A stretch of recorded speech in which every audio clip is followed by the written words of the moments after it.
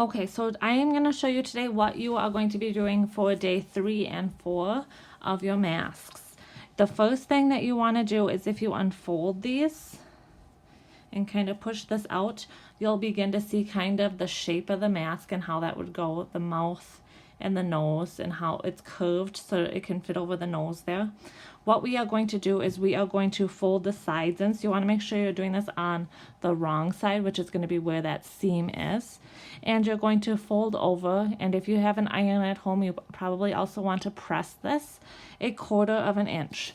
Now, if you don't have a ruler, you can definitely just use your pattern piece that shows on here where the fold line is.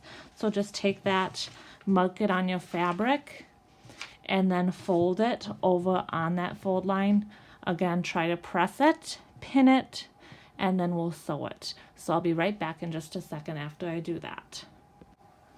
Okay, so now you can see that I have my edges folded and pressed, and I also have them pinned. So I'm ready to sew. I'm going to show you sewing on the machine and then hand stitching as well. So if you have a machine at home, feel free to use that. If you don't, that's totally fine. We'll do some hand stitching.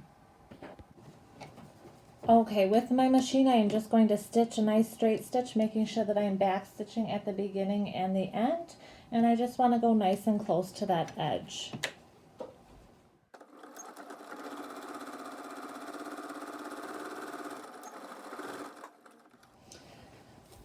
So here you can see that I went nice and close to this edge down here, not the folded edge, but the edge where you have the raw edge there. So I'm going to do the same thing on the other side.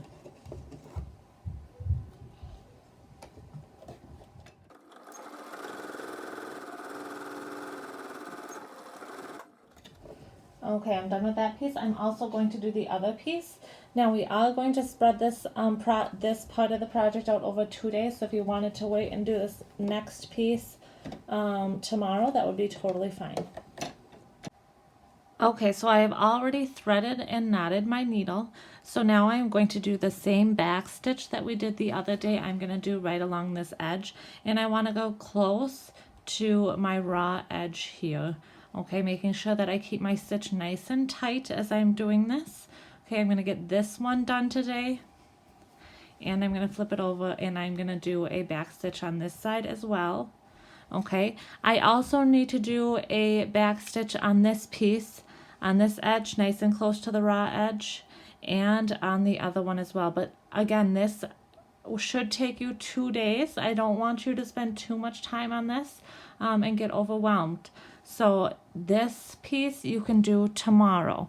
When you have finished both of these pieces, go ahead and take a picture and show me on Flipgrid, or take a video, I'm sorry, and show me on Flipgrid.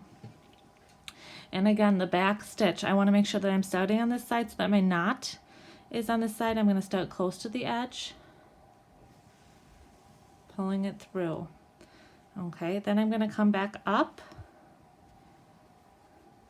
like my running stitch. Again, I want to go through all those layers of the fabric, keeping my stitches rather close together as I'm doing this. Okay, and then again, like the running stitch, so I'm going to go back down, keeping my stitch nice and straight here. And then now I've got it all set up. So now I'm going to go backwards so that I hit the beginning of that first stitch.